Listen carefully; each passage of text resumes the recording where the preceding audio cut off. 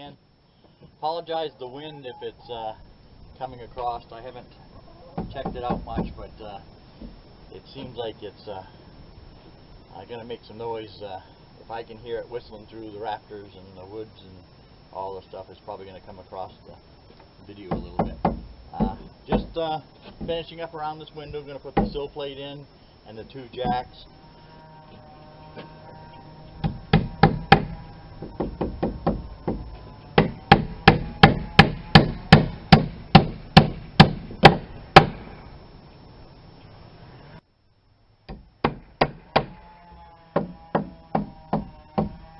See right there, I got a twist on this. It's nice and flat up here. This end twists around, so I'll switch over to a deck screw. I get the right pocket, I guess. You know, a 3-inch deck screw, all-weather screw. Now put it in over on this side. Get it in place. And it pulls that right down in place. And while that's holding it,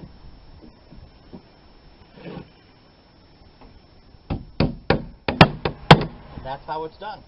Well, I'll get at these jack studs, get those in there, and we'll be right back in short fashion, and hopefully finish up the rest of this wall and get that front wall done.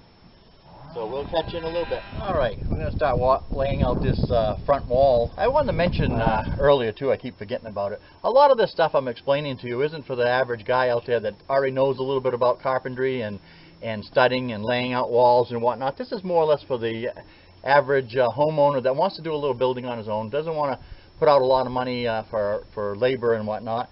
You know, just help them out, and hopefully they'll get something. This is a bottom plate front wall. We're going to mark it out 16 inches on center.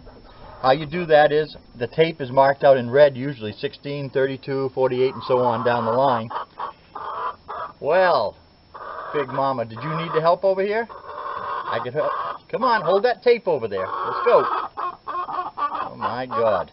Inspecting time here. Anyways, you come to your 16-inch on center.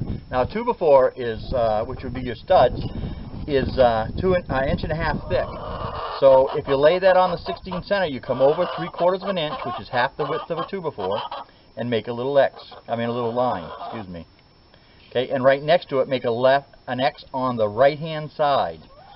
That's going to be the center of your line. 2x4 is going to go on the edge, and the 2x4 covers your X, and so on down the line. You come to 32, set over 3/4 of an inch, which is half the width of your 2x4, put an X, and we keep on going all the way down through there. Now, let's pretend we went all the way down through the whole thing, and we'll go like this. Then you come back here, draw your line. I always put another big X. It's easier to see. You know, you get old and you're blind and whatnot. Find your line, draw another big X, and so on down the line. Now when you bring your studs in, you get your right length studs. You can nail from the other side, flip this over on a flat platform, or in my case, I'm going to build this wall in place. I'm going to put the plate down, I'm going to put the studs in, I'm going to toenail everything in, and all the way up to the top, and we'll go all through that in a few minutes here.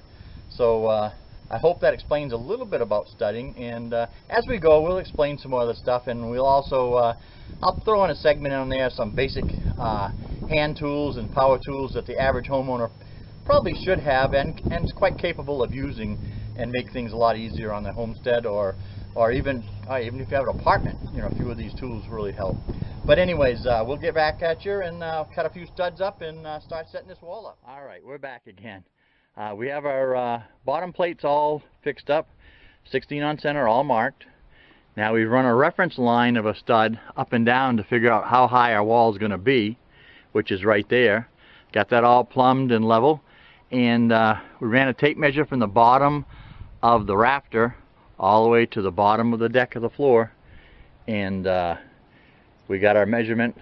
It was 93 inches. So we have a top plate, 2 top plates actually, and a bottom plate. You have to minus those off because your studs fit in between. So you got 4.5 inches taken off from 93 inches. So that'll be our stud. So I'll go and get those cut. Looks like we're going to need like 1, 2, 3, 4, 5, 6, 7, couple blind corners to make our corners and whatnot. I'll start off with 6 to 7 for right now, and we'll get right. Whoa, that wind's about ready to knock me over. Hopefully you guys can hear this and it's not too windy.